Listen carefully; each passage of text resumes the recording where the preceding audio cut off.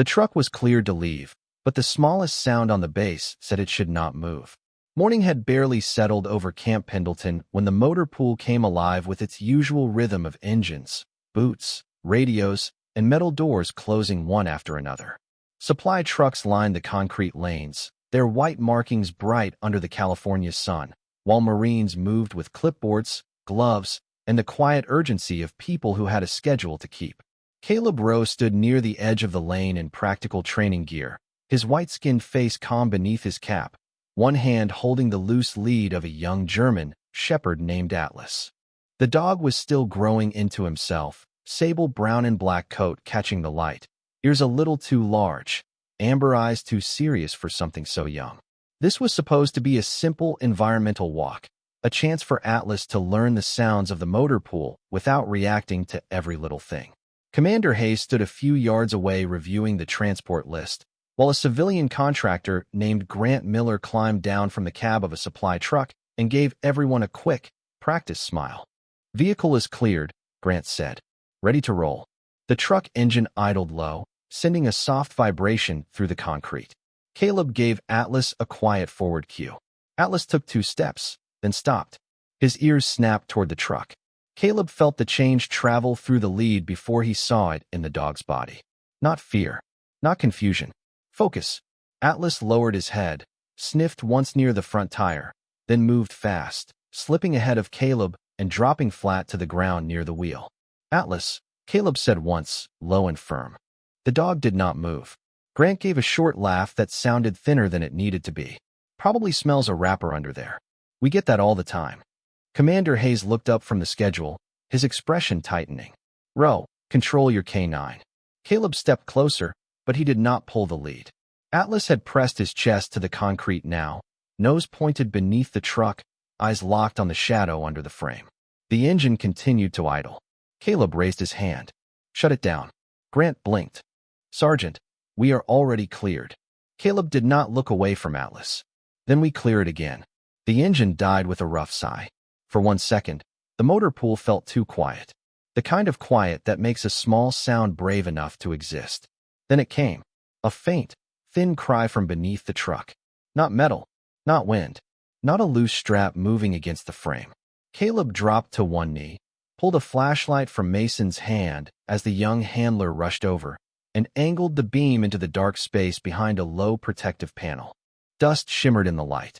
A torn piece of blanket lay bunched near the axle, and there, tucked into the narrow shadow where no one would have looked before the truck rolled out, 3 tiny puppies blinked back at him, their bodies small, still, and waiting for mercy to arrive.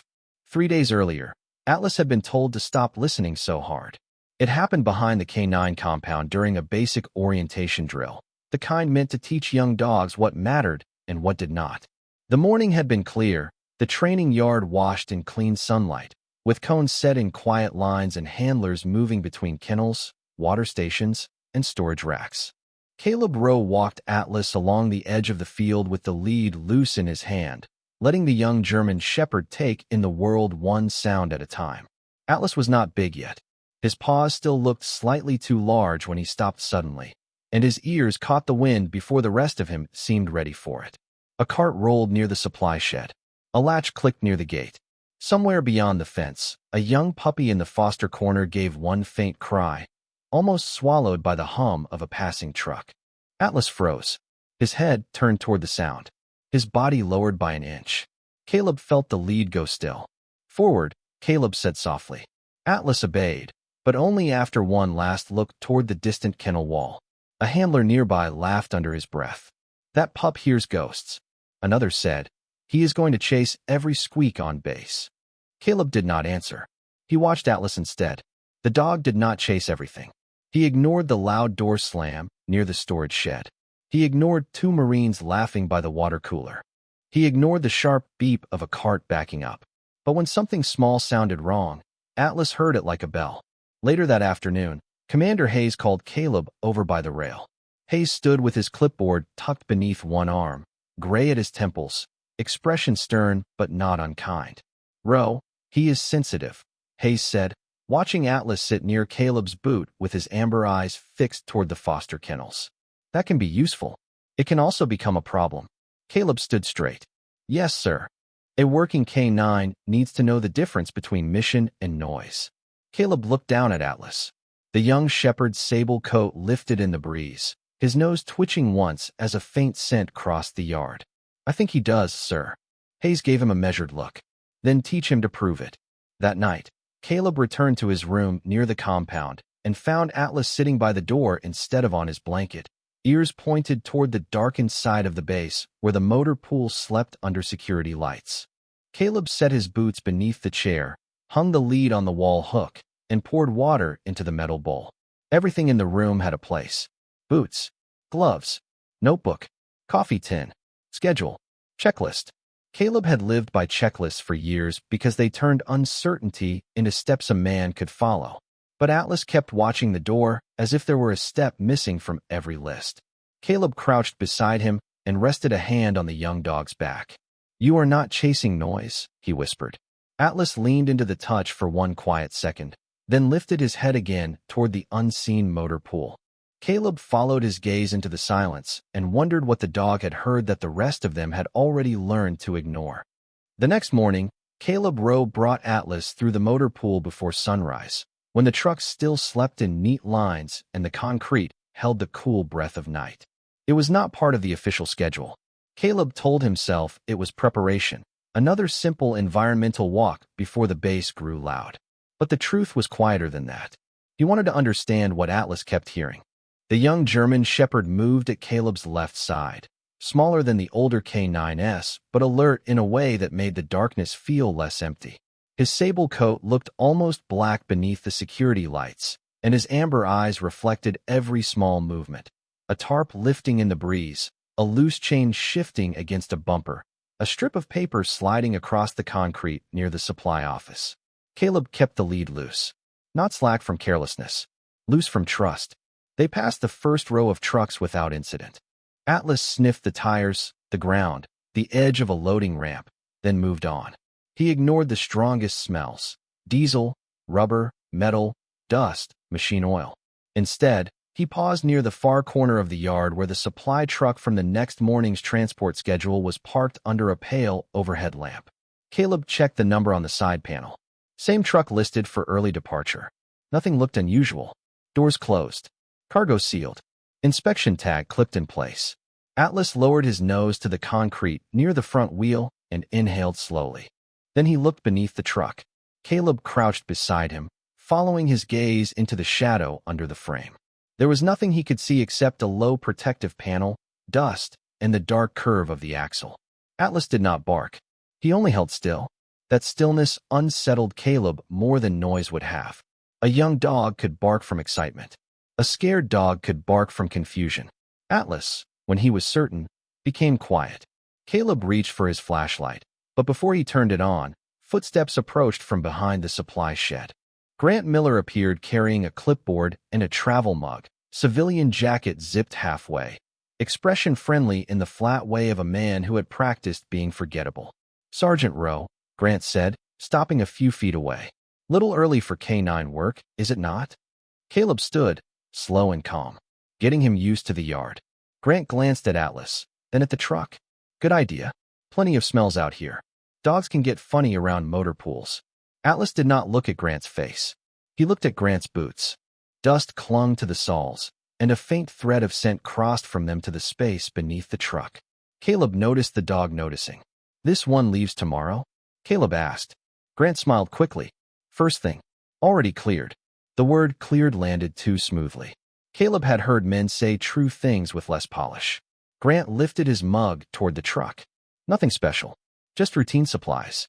Atlas stepped forward 1 inch, nose low, then stopped when Caleb's fingers touched the lead. Caleb did not correct him.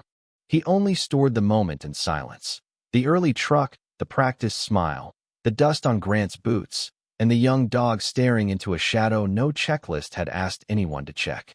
By mid-morning, the motor pool no longer felt like a quiet place where trucks waited for orders. It felt like a room holding its breath.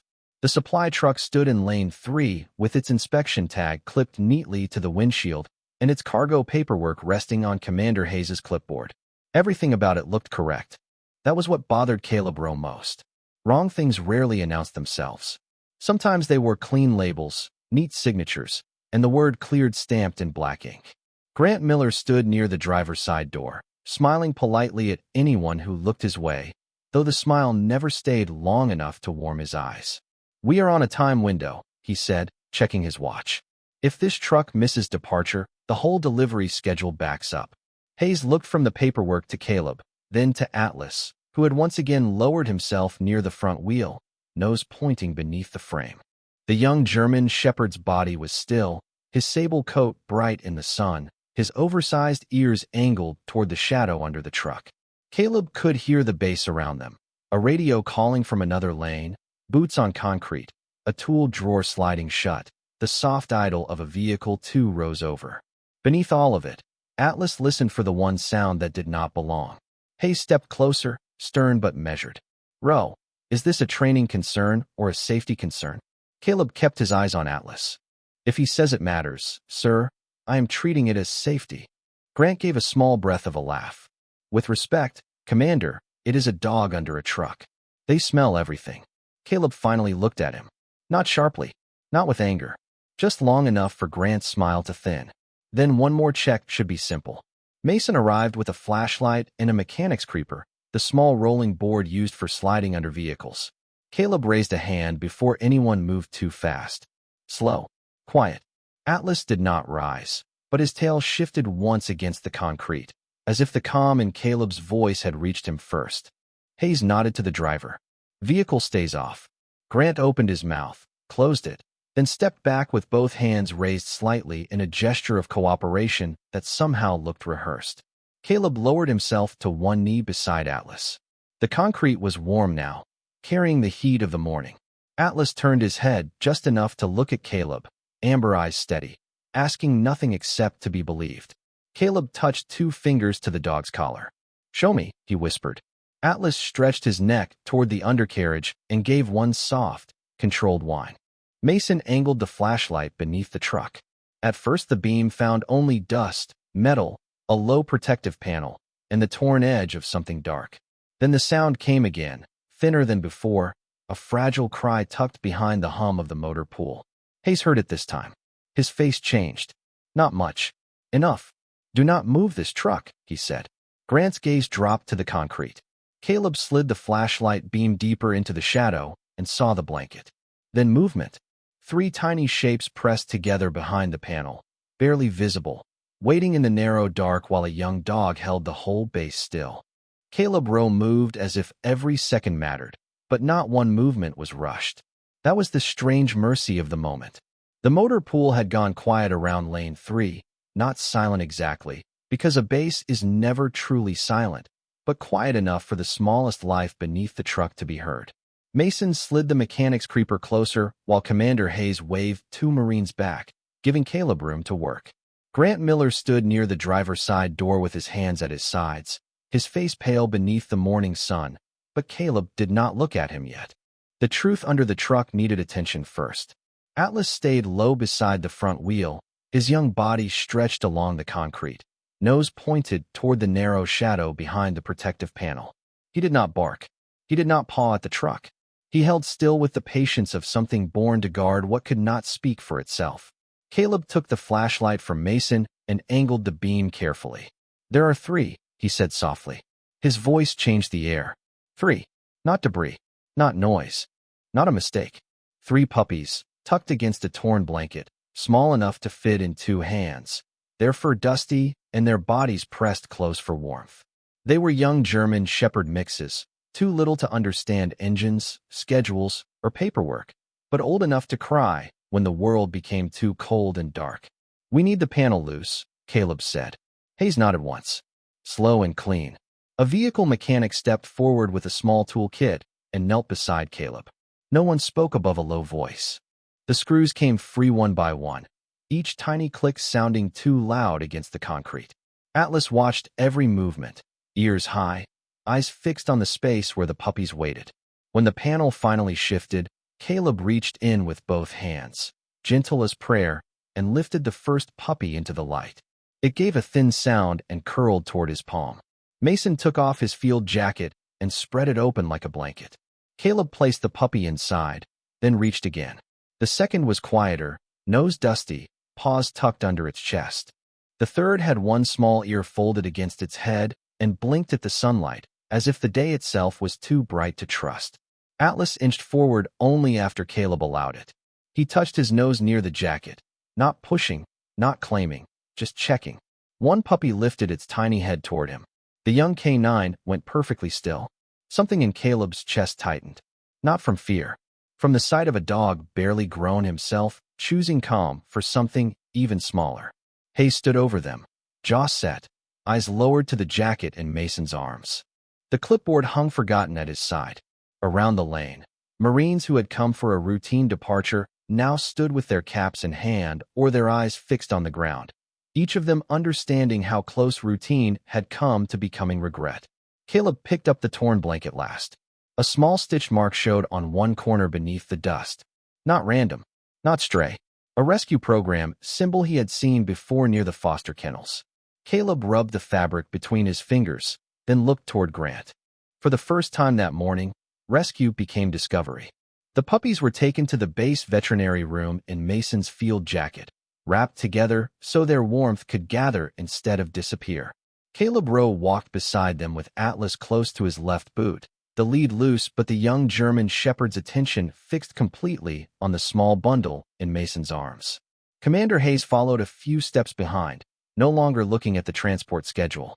Grant Miller came too, because Hayes had told him to stay where he could be seen, and because the morning had shifted from routine delivery to unanswered questions. Inside the veterinary room, the air smelled of clean towels, mild antiseptic, and warm water. A base veterinary technician moved quickly but gently, checking each puppy, placing them on a soft heating pad, and speaking in the low, steady voice people use when they are trying to make fear feel smaller. Atlas sat outside the open doorway at Caleb's quiet command. He wanted to go in. Caleb could feel it through the lead, through the way the dog's ears stayed forward and his paws pressed into the tile. But Atlas held himself still, watching the puppies through the space between Caleb's legs as if guarding them now meant not crowding them. Caleb stood at the counter with the torn blanket in both hands. The stitched symbol in the corner was clearer under the room's white light. A small blue paw inside a circle, the mark of the foster rescue program that had been assisting the base with a recent intake of young dogs. Caleb had seen it on clean blankets near the temporary kennels. He had seen it on donation bins, paperwork sleeves, and supply crates. He had not expected to see it dusty and hidden beneath a truck scheduled to leave the base. Mason came in holding a tablet with the transport logs pulled up. "Sergeant," he said quietly, "there were supposed to be 3 puppies moved from foster intake to medical observation yesterday." Caleb looked from the blanket to the puppies under the warming light. "Marked completed?" Mason nodded. "Relocated. No receiving signature." Hayes stepped closer, his face controlled but darker now with the weight of what that meant. Grant cleared his throat. "Paperwork gets messy around animal transfers. People forget signatures." Atlas turned his head toward Grant before anyone else moved. The room did not miss it. Caleb did not accuse him. He only laid the blanket on the counter and said, "Then we clean the paperwork up." Hayes handed Mason the clipboard. "Pull the camera from the motor pool. Check the foster kennel logs. Lock the truck in lane 3 until further notice." Grant's practiced smile was gone. "Commander, that truck has approved cargo." Hayes looked at him with a calm that made the room colder. "Then the cargo can wait." Atlas rose halfway, nose lifting toward the blanket, then toward the hallway that led back outside. Caleb recognized the look. The puppies had been found, but the trail was not finished. He crouched beside Atlas and touched the collar. "Show me what we missed," he whispered. Atlas stepped forward, not toward the puppies now, but toward the door, following the faint scent of the torn blanket back toward the place where someone had tried to make mercy disappear inside a schedule. Atlas led them back through the hallway and out into the hard morning light with his nose low, not rushing, not wandering, following the torn blanket's story one step at a time. Caleb Rowe stayed close behind him, the lead loose in his hand, while Commander Hayes and Mason followed with the quiet urgency of men who understood that the rescue was only the beginning. Grant Miller walked several paces back, watched by 2 Marines Hayes had assigned without raising his voice. No one touched him. No one needed to. The truth had begun moving on its own. Atlas crossed the motor pool, passed lane 3, and stopped beside a side compartment built into the supply truck's lower storage frame. It was not part of the main cargo area. It was small, easy to overlook, the kind of space used for straps, tie-downs, and folded covers. Caleb crouched beside it. Atlas sat. One clean alert. Mason opened the latch after Hayes gave a nod. Inside were 2 small collars, a folded intake form, a roll of clear tape, and a second blanket with the same blue paw symbol stitched into the corner. The air changed around them. Not louder, heavier. Hayes took the form and read it slowly. 3 puppies. Temporary foster intake. Medical observation pending. Relocation status marked completed. The receiving line was blank. Caleb looked toward the veterinary room across the yard, where the puppies were now under warm light, breathing, safe because a young dog had refused to ignore a cry. Mason swallowed hard. This was never supposed to be in the truck. Grant stepped forward half a pace. It was a paperwork mix-up. Those supplies get moved around all the time. Hayes did not look at him. Then why was the form hidden in a side compartment? Grant had no answer ready. That was the first honest thing about him all morning. Atlas rose again before anyone spoke, nose lifting toward the row of contractor lockers near the supply office. Caleb felt the lead move and followed. Hayes followed too, the form held flat in his hand like a quiet accusation. The lockers stood beneath a strip of shade, each marked with a number and assigned to a rotating worker. Atlas stopped at number 17. He did not bark. He sat. Caleb read the name label. Miller. Hayes turned to Grant. Open it. Grant's face tightened. Commander, that is personal property. Hayes's voice stayed even. Then you can open it while we all watch. The locker door creaked when Grant finally pulled it open. Inside were no weapons, no dramatic secrets, nothing made for shouting. Just small things that should not have been there. And used puppy tags, a copy of an altered transport sheet, 2 empty foster supply sleeves, and a sticky note with crate numbers matching the morning cargo list. That was what shook the base. Not noise. Not violence. Paper. Fabric. Missing signatures. Tiny collars in a metal locker. A system built to protect the helpless had been quietly bent by someone who thought small lives could disappear between forms. Caleb felt Atlas press lightly against his boot. The young German shepherd looked up at him once, then back toward the veterinary room, as if reminding him that proof mattered, but the puppies mattered more. Hayes closed the locker slowly. Contractor Miller is suspended from movement duties pending formal review, he said. Grant looked down, all practice smiles gone. Around the motor pool, Marines stood still with the same expression, the one people wear when they realize mercy came within minutes of being missed. Caleb crouched beside Atlas and placed a hand on his head. Good find, he whispered. Atlas did not wag. He only looked toward the room where 3 small lives were finally warm and waited for the next right thing. By late afternoon, the veterinary room had become the quietest place on base. Outside, Camp Pendleton continued its day with engines, radios, footsteps, and schedules trying to return to normal. But inside that small room, time seemed to move around 3 sleeping puppies on a clean blanket beneath warm light. Their breathing was soft now. Their tiny bodies no longer pressed together in fear, but in comfort, wrapped in towels that smelled of soap and safety. Caleb Rowe sat just outside the open doorway with Atlas lying beside his boots, the young German shepherd's head raised, amber eyes fixed on the puppies as if he had been assigned the most important watch of his life. The veterinary technician had checked them twice, each time with a gentle smile that told Caleb what words did not need to say. They were safe. Fragile, yes. Tired, yes. But safe. Mason stood near the counter filling out corrected intake notes, careful with every line now, as if the paperwork itself needed to learn humility. Commander Hayes stood by the window without his clipboard. That was the first thing Caleb noticed. Hayes had carried a clipboard through every drill, every inspection, every disagreement, but not here. Here his hands were empty. He looked through the glass at the puppies, then down at Atlas, whose sable coat still carried a little dust from the motor pool.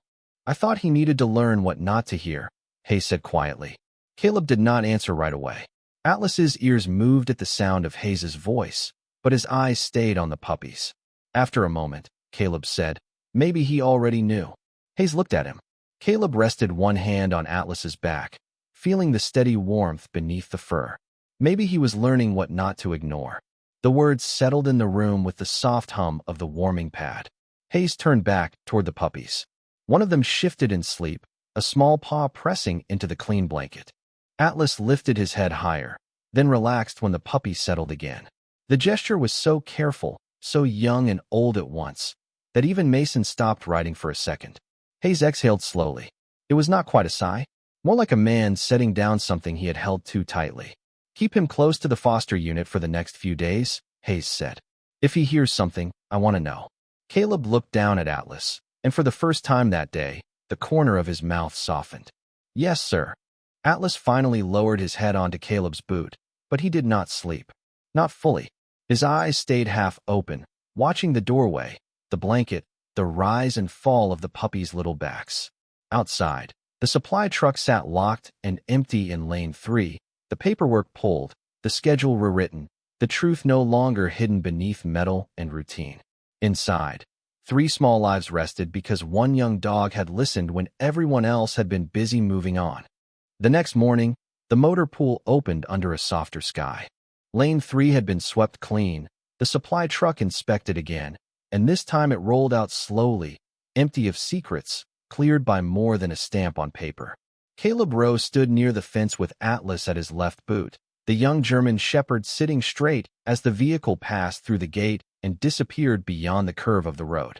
No one spoke for a moment.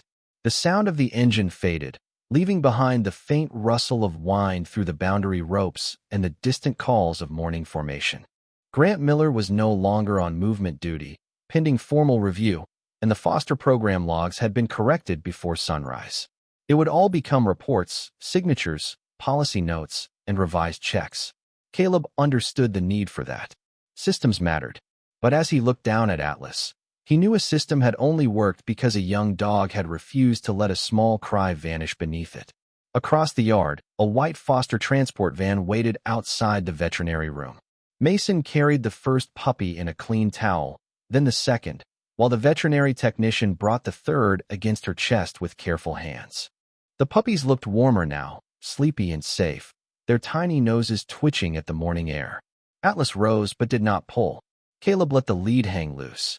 Together they walked closer, stopping a few feet from the van as the puppies were settled into a padded crate inside. One of them lifted its head, clumsy and slow, and looked through the small window toward Atlas. The young canine went still. His ears softened. His tail moved once against the dust. Caleb placed his hand on Atlas's head, feeling the warmth of him, the living certainty that had stopped a truck, changed a schedule, and uncovered the truth no checklist had been written to find. Commander Hayes stepped beside them without his clipboard. He watched the van doors close, then looked down at Atlas. Maybe he was never too sensitive, Hayes said. Maybe he was the only one listening. Caleb did not answer with words. He only rested his hand a little longer on the dog's head. The foster van pulled away slowly, carrying 3 small lives towards safety, and Atlas watched until it turned past the gate and vanished into the morning light. Only then did he sit back beside Caleb's boot, calm and young, and suddenly older in the eyes of everyone who had seen him work. The base would remember the paperwork. Caleb would remember the sound beneath the truck. But Atlas, perhaps, would remember only this. A cry was heard, a door was opened, and the smallest lives were not left behind. Sometimes mercy does not arrive with a siren. Sometimes it arrives on 4 young paws, listening for what everyone else was too busy to hear.